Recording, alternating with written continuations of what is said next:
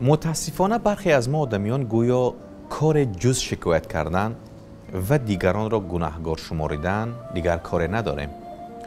خود را بری و خالی از هر گونه تقصیر و اشتباه می‌دانیم و سبب هر بدبختی را در بیرون خود می‌جوییم و آن را محکوم می‌کنیم.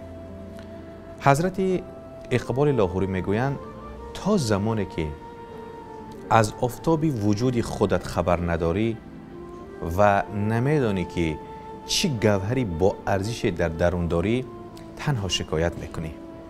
نتیجه چنین نگریش این است که هم از خودت غافل میمانی و هم راه به جای نمیبری و گره از گره‌هایت گشوده نمی شود.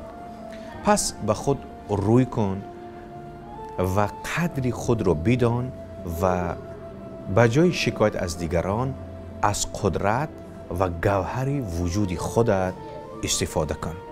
حضرت اقبال چه زیبا میگویند که شکوه کم کن از سپهر لاجورد، جز بگردی آفتاب خود مگرد. با مرکز خرد بمانید تا بهترین ها را بشنوید.